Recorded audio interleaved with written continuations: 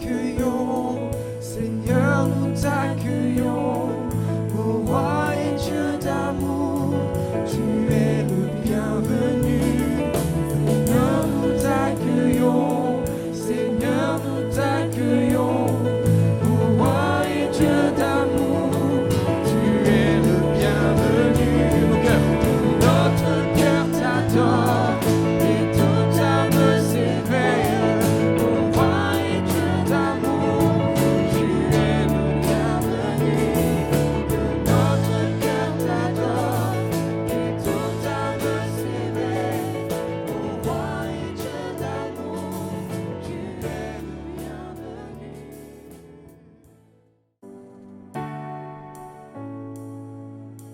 Je viens vers toi dans le secret, en ta présence, je veux rester.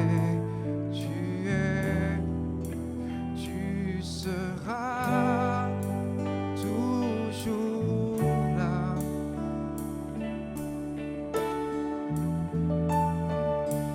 Tout contre toi, près de ton cœur, je peux entendre ta voix, Seigneur. Tu seras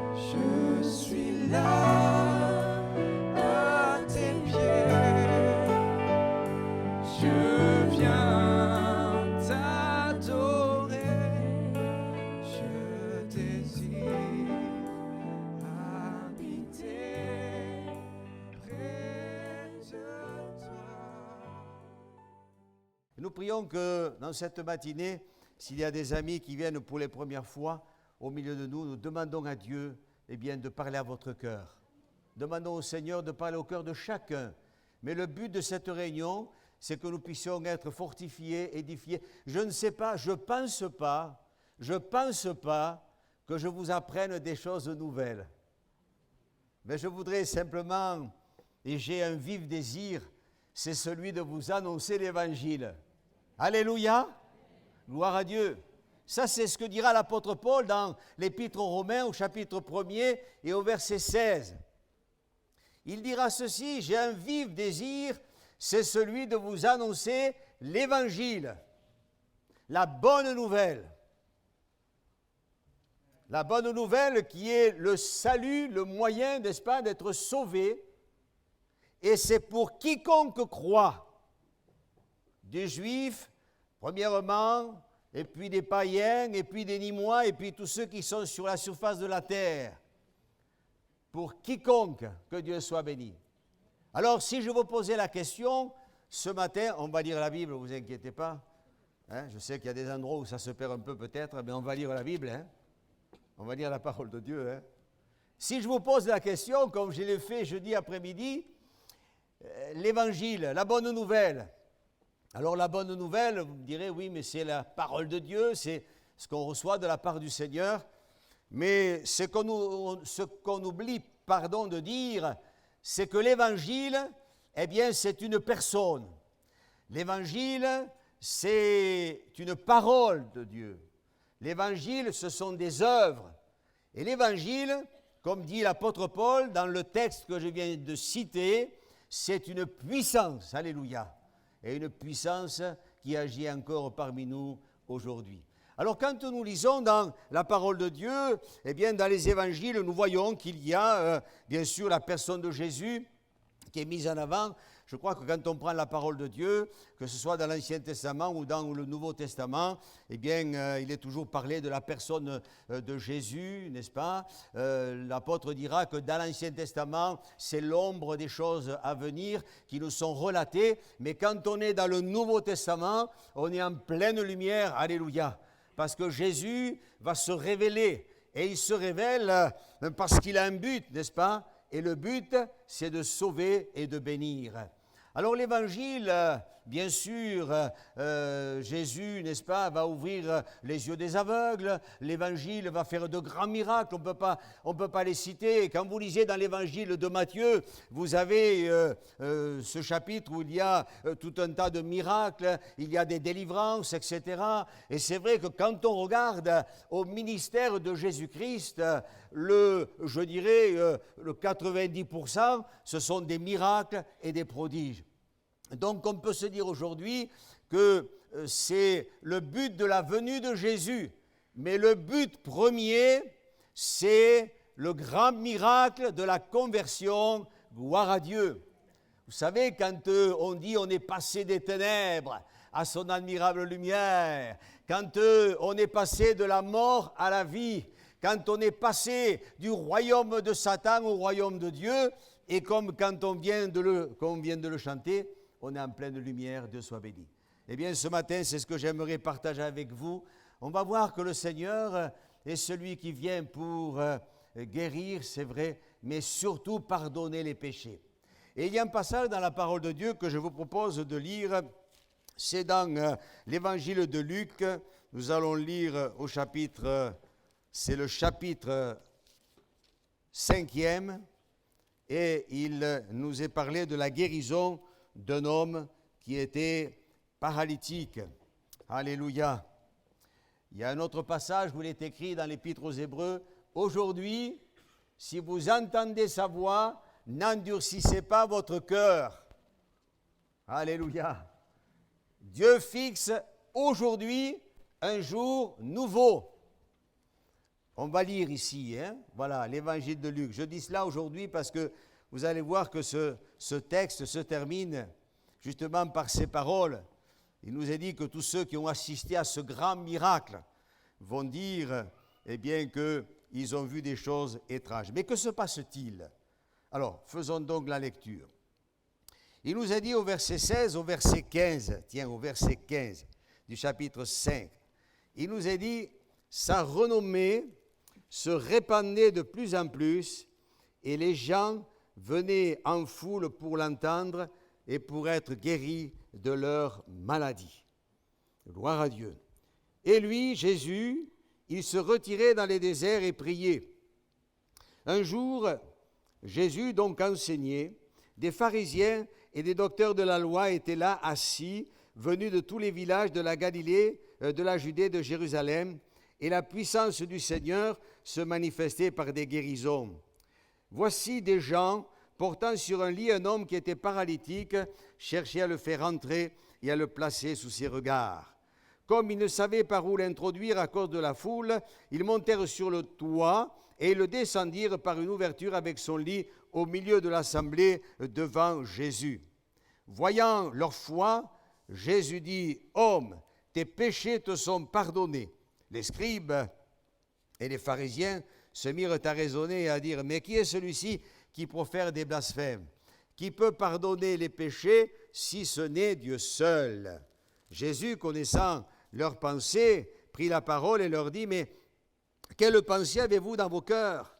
Lequel est le plus aisé de dire, tes péchés te sont pardonnés, ou de dire, lève-toi et marche? Or, et gloire à Dieu, or, afin que vous sachiez que le Fils de l'homme a sur la terre le pouvoir de pardonner les péchés, je te l'ordonne, dit-il, au paralytique, alléluia, lève-toi, prends ton lit et va dans ta maison. » Et ça, je crois que c'est une parole pour quelqu'un au milieu de nous ce matin. Alléluia. Seigneur voudrait que tu puisses non pas rester dans la situation dans laquelle tu es, mais le Seigneur voudrait que tu te lèves ce matin et que tu rentres chez toi, alléluia, étant complètement béni. Et je vais rajouter ceci, de la tête, le sommet jusqu'à la plante des pieds, Dieu soit béni. Voyez, ça c'est une parole de Dieu pour quelqu'un. J'ai vu quelqu'un qui a levé la main. Que le Seigneur te bénisse ce matin. Alléluia. Et il nous est dit, amen. À l'instant, il se leva en leur présence, prit le lit sur lequel il était couché et s'en alla dans sa maison. Ne partez pas, vous restez ici. Glorifiant Dieu, amen. Tous étaient dans l'étonnement et glorifiaient Dieu, remplis de crainte. Ils disaient, nous avons vu aujourd'hui des choses étranges. Amen. Voyez, aujourd'hui, alléluia. J'ai dit tout à l'heure, gloire à Dieu, j'ai envie de le crier. Je ne parle pas trop fort, donc ça va. Bon. Mais écoutez, alléluia. Vous sentez que le Seigneur est là ce matin? Moi, je sens qu'il est là. Il me dit, allez, vas-y. Gloire à Dieu. Alléluia. Et oui, il est là, le Seigneur. Aujourd'hui, amen. Dieu soit béni. Nous avons vu des choses étranges. Imaginez, pour ceux qui étaient là mardi soir, je crois, moi j'y étais pas, mais bon, je l'ai visionné chez moi et j'ai vu cette vidéo où il est question aux États-Unis d'un grand réveil, ce qui se passe dans, eh bien, je crois que c'est un établissement où il y a pas mal de jeunes, une église donc, et ça fait plusieurs jours, ils sont en train de louer le Seigneur, n'est-ce pas, à tour de rôle, bien sûr, ils ne sont pas là, ils rentrent chez eux, ils vont travailler, ils reviennent, et il y a tellement de monde, en continu, ils louent le Seigneur. Voyez, ce mot aujourd'hui, on ne sait pas trop quand ça va commencer, et on ne sait pas non plus avec le Seigneur comment cela va-t-il se terminer. J'aime à dire ceci, c'est que le Seigneur, voyez-vous, chers amis, il vit dans un éternel présent. Alors nous, on a des montres, je pense, ne commencez pas à la regarder, parce que, voilà, il faut quand même qu'on partage ce que Dieu a mis sur le cœur, alléluia. Mais c'est vrai que nous, on a des horaires, il y a des endroits où ils enlèvent les chaussures quand ils viennent prier. Nous, peut-être faudrait-il quelquefois qu'on enlève la montre. Mais bon, on ne va pas aller jusque-là. Mais je crois qu'il faut laisser toute la place au Seigneur. Dieu soit béni. Voyez, on ne sait pas quand les choses peuvent commencer. Moi, je crois que ce matin, voyez ce mot « aujourd'hui ». Aujourd'hui, alléluia. Quand vous lisez dans l'évangile de Luc, c'est un autre chapitre, mais on ne va pas le lire, c'est au chapitre 4, je crois, il nous est parlé de Jésus, Jésus le Fils de Dieu, qui va rentrer dans une synagogue. Et là, il dira, revêtu de la puissance de l'Esprit Saint, il dira dans la synagogue, n'est-ce pas, l'Esprit du Seigneur est sur moi, car il m'a oint pour annoncer une bonne nouvelle, pour délivrer les captifs, pour guérir, etc. Ça fait beaucoup, hein, alléluia. Mais vous ne pensez pas qu'aujourd'hui on a besoin de vivre cela? Ne pensez pas qu'aujourd'hui on a besoin, même les chrétiens. Moi je partage avec mon épouse et avec d'autres serviteurs de Dieu, eh bien j'aime à dire ceci, avec tous les beaux messages que nous entendons aujourd'hui, avec toute la diversité des ministères que nous avons, quelle richesse mes amis! Il faut être enseigné, il faut s'affermir dans la parole de Dieu. Aujourd'hui, il y a tellement de choses qui se font, qui se disent et qui n'ont rien à voir avec la Bible. Moi, j'aime apprendre la Bible telle qu'elle est. Amen. La Bible, elle est inspirée de Dieu. Et tout ce qui est écrit dans la Bible, eh bien, nous sommes appelés à le vivre aujourd'hui. Alléluia.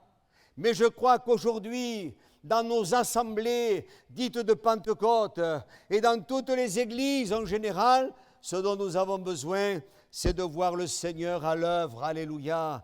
Alors, ne me faites pas dire ce que je n'ai pas dit. Ce n'est pas que le Seigneur ne soit pas à l'œuvre. On a dit en commençant, il est au milieu de nous. Il est là. Alléluia. Et il va faire son œuvre. Si tu es là, mon ami, ce n'est pas le hasard.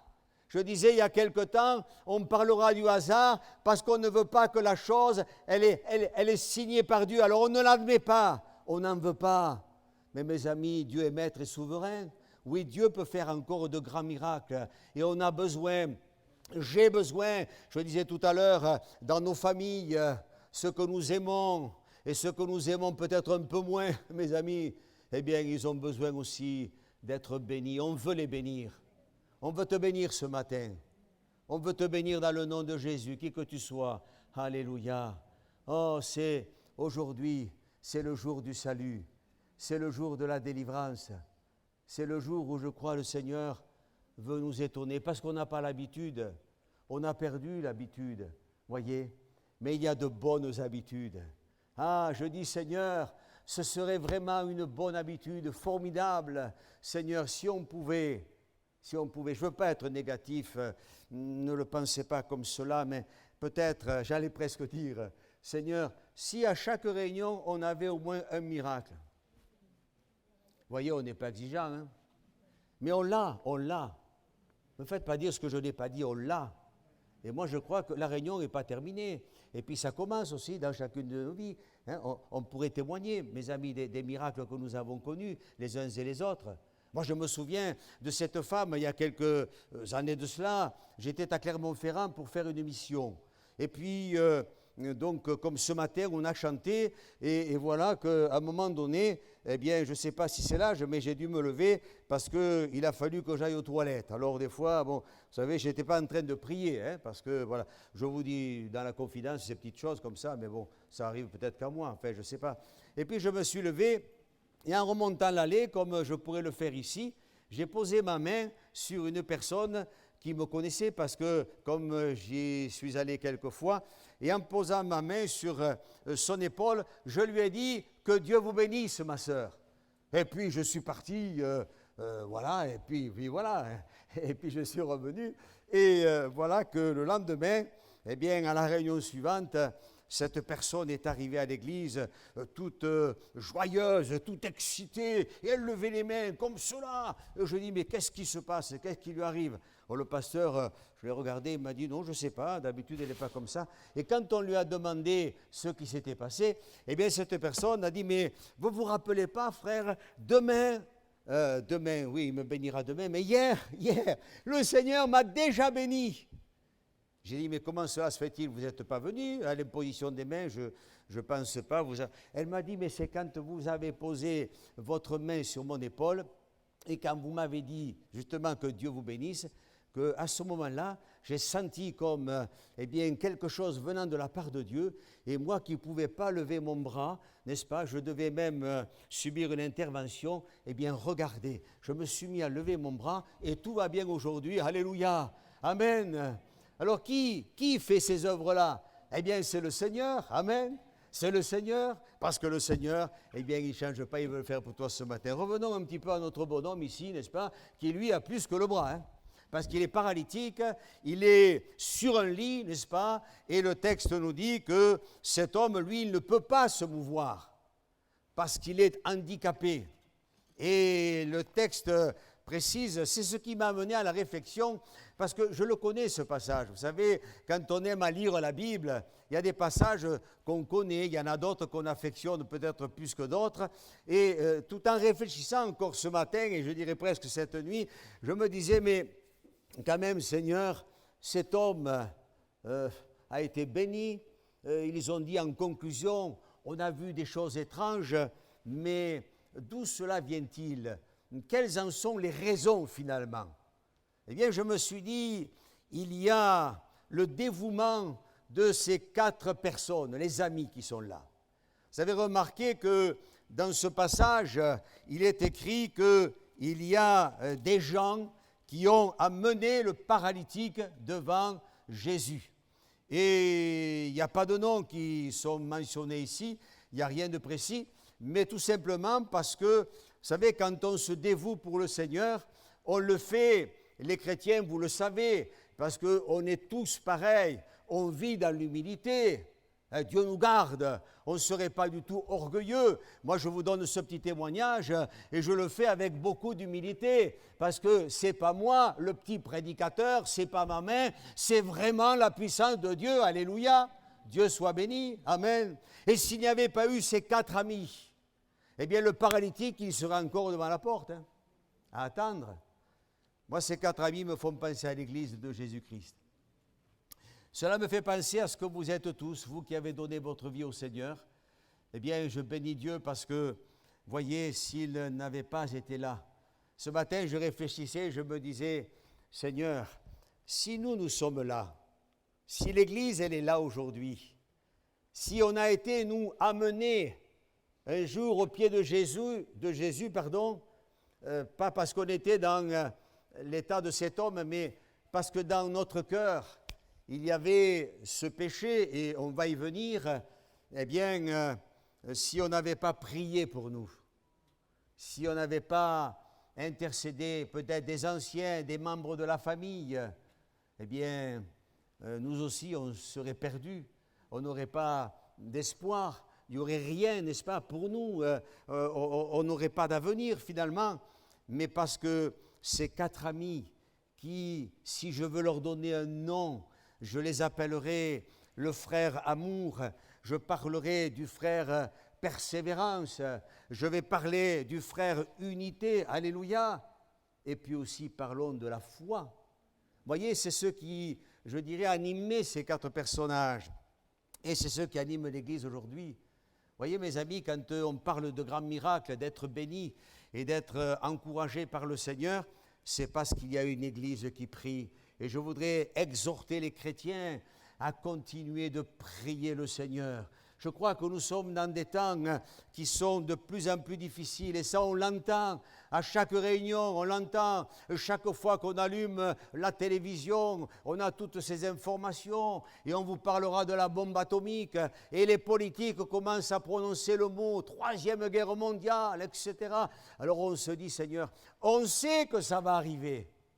Vous savez que ça arrivera un jour, mais en attendant, moi j'aime à dire ceci, c'est qu'avant qu'on en arrive là, c'est pour cela qu'on ne sera pas surpris et on ne sera pas dépassé, parce qu'on aura vécu tellement quelque chose de fort avec Dieu. Je crois qu'avant que le Seigneur revienne, eh bien Dieu va permettre à ce que nous puissions vivre un grand réveil, alléluia. Un grand réveil, comme nous l'avons évoqué, dans ces endroits sur la surface de la terre, et ça peut nous atteindre à nous aujourd'hui. Vous vous rendez compte, si le réveil en France commençait par l'église de Nîmes, à l'Est, ils seraient jaloux, hein. Et ailleurs aussi, hein. Voilà. Mais pourquoi pas? Seigneur, amen, hein. Voilà. Ah, nous avons vu des choses étranges, bien sûr. Il y a l'image de l'Église ici. Alors, ce n'est pas facile. Bien sûr, si on essaie un petit peu de développer, de s'arrêter à cet exemple de l'Église, on parlera d'unité. Je crois que l'unité, c'est la chose la plus difficile qui soit. Parce qu'on est tous différents. Et on n'est pas toujours d'accord. Vous savez, ce qui nous rend d'accord à nous, c'est la parole de Dieu. Quand on regarde à la croix du Calvaire, eh bien, on regarde tous, on est tous à regarder dans la même direction. Et alors là, on se dit, ben, le reste, c'est bon. C'est pas biblique, c'est pas bon. C'est biblique, tu es d'accord avec ça? D'accord. On regarde vers la croix et on dit, Seigneur, que ton nom soit béni. Alors on s'unit. Et puis on s'aime aussi. Et on s'aime, alléluia. Le petit cœur dit ceci, je t'aime de l'amour du Seigneur, car je vois en toi la gloire de mon roi. Moi, je vois la gloire de Dieu. Je viens de dire, si on est là, si vous êtes là, c'est parce que vos parents, vos amis, l'Église a prié pour vous. Amen. C'est la gloire de Dieu. Quand je parle de la persévérance, qu'est-ce qui fait qu'on va arriver au bout? Qu'est-ce qui fait qu'on va tenir bon? Qu'est-ce qui fait qu'on va enfin atteindre le but? Eh bien, c'est parce qu'on aura persévéré. Et quand on perce, on voit. Ne le faites pas dans le mur du voisin. Mais mes amis, ça vous fait sourire, je le fais sciemment, mais quelque part, voyez, cette persévérance aussi. Et puis alors la foi. La foi. Ah, que Dieu soit béni. Est-ce que vous avez la foi? On a la foi. Oh, nous avons une grande foi. Mais même avec une petite foi, mes amis. Gens de peu de foi, Jésus a dit aux disciples qui étaient dans la barque. Voyons, on s'éloigne un peu du bonhomme là, hein, mais on va y venir, vous inquiétez pas. Ce sont des choses, amen, que nous avons besoin. Tu as besoin d'entendre ce matin. Parce que peut-être tu te dis, mais moi, je n'ai pas une grande foi. Jésus a dit d'un homme, un homme qui était un centenier, qui est venu vers Jésus, prier pour le serviteur qui était malade, couché à la maison. Mais moi, je l'admire, cet homme. D'ailleurs, je l'admire, Jésus l'a admiré. C'est la seule fois où on voit Jésus qui va admirer cet homme. Vous vous rendez compte? Est-ce que c'est possible? Et des fois, je me dis, mais tu ne peux pas m'admirer à moi, certainement, qui ne doit pas m'admirer, le Seigneur. Mais enfin, en attendant, il nous aime. En attendant, il m'aime. Alléluia. Et quand Jésus a dit à cet homme, tu vas rentrer chez toi et puis qu'il te soit fait selon ta foi, et on le retrouve dans plusieurs exemples de la parole de Dieu, eh bien, il nous est dit que cet homme, mes amis, quand il est rentré, il a trouvé le serviteur qui était guéri. Amen. Et Jésus a dit de cet homme, mais même en Israël, vous vous rendez compte, chez les pieux de chez les pieux, hein, les bibliques, il n'y a pas plus biblique que ça. Hein? Ben, je n'ai pas trouvé une aussi grande foi. Oh, que Dieu soit béni. On aimerait avoir cette foi, mais vous savez, le peu de foi, pardonnez-moi, mais cela me vient à l'esprit, c'est peut-être pas un message qui est bien structuré, mais quelque part, je l'ai dit en commençant, je veux vraiment vous dire ce que Dieu me met sur le cœur, alléluia. Et peut-être tu te dis, mais moi, je n'ai pas la foi. Mais la foi, alors dites-moi, tiens, dites-moi, mais si vous avez la foi, vous êtes venus ici ce matin, même ceux qui viennent pour la première fois. S'il y a des amis qui viennent pour la première fois, eh bien, vous êtes venus ici, quoi faire ce matin? Vous savez, on vous a dit qu'on chantait des beaux... On ne chante pas du Johnny ici, hein. On chante des cantiques.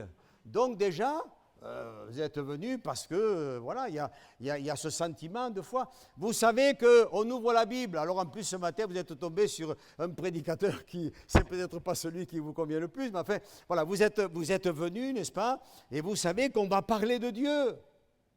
Eh bien, ça, c'est la foi. Ça, c'est la foi. Pour les chrétiens, quand vous priez, dites-moi, vous ne vous mettez pas devant le mur en train de prier. Vous priez parce que vous savez que le Seigneur, il est là. Et moi, si je vous parle comme ça ce matin, pardonnez-moi d'être un peu aussi direct. Je sais que c'est enregistré, mais enfin, ce n'est pas gênant. Je dis des choses que Dieu met sur le cœur, tout le monde peut l'entendre. C'est parce que je sais que vraiment, oui, on a la foi. J'ai cette foi qui est peut-être pas très grande, mais en tendance, c'est cette foi qui nous vient de la présence du Seigneur. Alléluia. La Bible dit que Jésus a vu la foi de ces gens. Et le Seigneur, il voit la foi de l'Église. Et ce matin, tel que tu es venu dans cette salle, avec peut-être ce peu de foi, mais cette foi, elle va grandir. Vous savez, au fait, tiens, ce qui fait grandir notre foi, on le voit ici au travers de ces 4 amis, surtout quand on se dit qu'on n'en a pas beaucoup. eh bien, ce qui fait grandir notre foi, c'est quand on fait le pas. Alléluia. Cet homme, quand Jésus lui a dit, eh bien, tes péchés te sont pardonnés, lève-toi, prends ton lit et va dans ta maison. Vous croyez qu'il a demandé son reste? Cet homme, il s'est levé. Et j'aimerais vous dire que quand on fait le pas,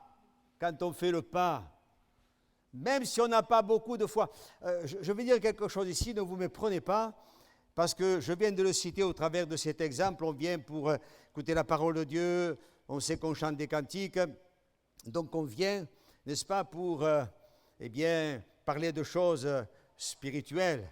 Et c'est vrai que quand on nous demande d'obéir, peut-être au départ on n'a pas tout à fait compris. Oui, on a la petite foi.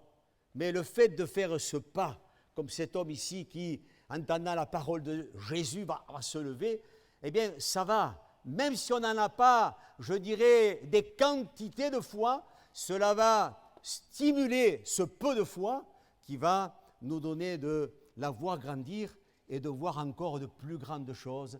Que Dieu soit béni. Voyez, frères et sœurs et chers amis, je crois que c'est ce que Dieu voudrait eh bien, te dire ce matin. Laissez cela sur ton cœur. Le Seigneur voudrait stimuler cette foi qui est en toi, comme l'ont fait un peu ces 4 amis, n'est-ce pas, qui sont arrivés devant eh bien, cet homme avec tous les combats qu'il y a pu y avoir. On dira, il découvre le toit, etc. J'ai dit tout à l'heure, persévérance, foi, unité, équilibre, formidable. On y est arrivé, on est devant Jésus. Que Dieu soit béni. Ce matin, on est devant le Seigneur. Ce matin, on est devant Dieu. Et je peux vous dire que je suis vraiment très respectueux de la présence du Seigneur. Je dis, Seigneur, mon Dieu, ce que je veux vraiment ce matin, c'est que par ton esprit, ta parole, tu puisses faire du bien à tous ces bien-aimés, à l'Église. Mais je veux adresser cette parole à celui et celle qui peut-être n'est pas encore engagé auprès du Seigneur. Ah, que Dieu soit loué. Tes péchés te sont pardonnés. Mais pour quelle raison? Pour quelle raison? Quand tu viens que tu es malade, et que j'ai dit tout à l'heure, n'est-ce pas, Dieu fait de grands miracles, et on s'y attend, et on veut le voir, l'aveugle retrouver la vue, on veut le voir au milieu de nous, le paralytique qui se lève, on veut voir de grandes choses, mais vous nous parlez de péché. Cet homme aurait pu dire, attends, le péché, moi, c'est pas trop... c'est la guérison que je viens finalement rechercher, parce que mes amis, ils m'ont amené là. Eux, ils ont la foi. Moi, il n'est pas dit que lui, il est la foi. Il est dit que les 4, voyant leur foi, certainement, comme je viens de le souligner, il en a eu quelque peu de foi, mais cette foi, alléluia, pour se lever, il l'a eu. Et concernant le pardon des péchés, alors c'est vrai qu'on se pose la question, pour quelle raison? Eh bien parce que le péché, mes amis, le péché, c'est ce qui est, je ne dirais pas, je crois l'avoir déjà souligné. Vous savez, quand on parle de la maladie, et écoutez bien ce que je veux dire encore ce matin, la maladie est une conséquence du péché, point barre, tout court. Je ne dis pas dans la vie, parce que quand un chrétien est malade, on pourrait dire, alors monsieur Mansagna a dit que si on est malade, c'est qu'on a péché. Non, non, non, non, non, non, non. Dans le jardin d'Éden, Adam et Ève ont été créés en bonne santé. Ils étaient purs. Et à partir de la désobéissance, quand je disais tout à l'heure, quand on obéit, quand on fait le pas, important parce que vous savez, le prix de l'obéissance est moins élevé que celui de la désobéissance. Et ça a coûté à Adam et Ève. Et ça nous coûte encore aujourd'hui. Je voudrais te dire, mon ami, qu'il faut vraiment que tu veilles. Peut-être c'est une parole pour quelqu'un ce matin, au milieu de nous. Il faut que tu veilles à ta vie, à ton comportement. Il faut que tu acceptes Jésus. Il faut que tu admettes que le Seigneur, il pardonne ton péché ce matin. Tes péchés te sont pardonnés. Quelle parole! C'est sûr que ce n'est pas porteur comme message. Ce n'est pas porteur. On préfère entendre, bien sûr, que Jésus nous guérit, le miracle, la paix, la joie, formidable, tout va bien. On nous a déroulé le tapis rouge. Il est bien ce pasteur. Oh, formidable, cette église. On entend souvent cela aujourd'hui.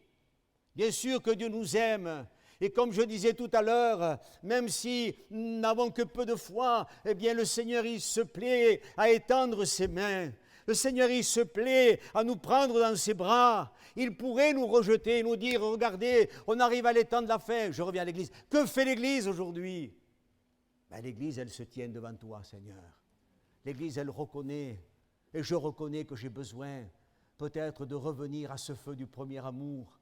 Je reconnais, Seigneur, ce matin, que je ne t'ai pas abandonné, Seigneur, mais quelque part, il y a des comportements qui peut-être le prouvent quelquefois. Ce que je désire ce matin, et je pense que c'est la prière du peuple de Dieu en général, et c'est le cri du cœur de l'Église universelle, alléluia, Seigneur, nous revenons vers toi et nous reconnaissons que nous avons besoin de nous repentir. Tes péchés te sont pardonnés. Ils sont pardonnés quand les péchés? Quand nous reconnaissons la manifestation de l'amour de Jésus sur la croix du Calvaire. Quand nous revenons, alléluia, à ce qui s'est passé il y a 2000 ans, mes amis. Bien sûr que ça fait jaser. Il y a des scribes, des pharisiens, des gens de la religion qu'on dit, mais qu'est-ce qu'ils racontent? Peut-être que quelqu'un se dit ce matin, mais pourquoi il parle comme ça, ce pasteur? Mais il parle comme ça parce que je dois vous dire la vérité. C'est la vérité. Le monde est dans le péché. Tous ont péché, dira le Seigneur, et sont privés de la gloire de Dieu. Voyez, rien que ça, je dis, Seigneur, j'ai vraiment envie de crier vers toi ce matin et de dire, pardonne-nous, Seigneur. Comme dira le Notre Père, pardonne-nous nos offenses. Alléluia. Comme nous allons, alléluia, comme nous allons pardonner à ceux qui nous ont offensés. Ne nous soumets pas à la tentation. Seigneur, il y a tellement de tentations, mais tu nous délivres de cela. Et tu permets ce matin qu'au travers du sang de Jésus qui a été coulé sur la croix du Calvaire, qui a été versé, eh bien tu sois pardonné et purifié. Que Dieu soit béni. Tes péchés te sont pardonnés. Amen. Jésus est mort sur la croix, mais il est ressuscité. Alléluia. Quand tu l'acceptes, un jour je disais, on a prié pour nous. Je disais un jour, je me rappelle de cette soirée où je me suis trouvé devant le Seigneur, devant l'estrade, pas ici, mais ailleurs, enfin bon, il y a quelques années de cela. Et mon cœur, on sentait la présence de Dieu. Et je loue le Seigneur ce matin, parce que je crois que cette réunion n'est pas une réunion vaine, loin de là. Ce n'est pas le culte. Peut-être, bien sûr, on dira, mais c'est vrai, une réunion, et il y a un autre qui va suivre, etc. Mais chaque moment, quand on dit c'est aujourd'hui, je disais, on ne sait pas quand ça commence, on ne sait pas trop quand ça va finir, mais on sait quand on est dedans, alléluia. On sait quand on est dans la présence du Seigneur. On sait quand on a la révélation de la croix. Ce Jésus, le Fils de Dieu, Jésus-Christ de Nazareth, qui est en train de mourir, couronné d'épines. Et on pourrait en dire, lisez l'Évangile, chers amis. Et vous verrez là toute la manifestation de l'amour de Jésus. Alléluia. Je t'aime, te dit le Seigneur. Ce ne sont pas que des mots, mais c'est ma vie que je donne pour toi. Toi qui es là ce matin, oui, Dieu t'aime. Et tu es importante. Tu es important aux yeux de Dieu.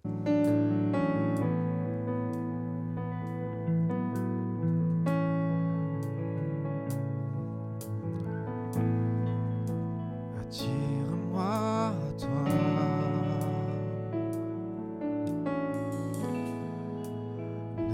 Laisse pas, je veux tout abandonner.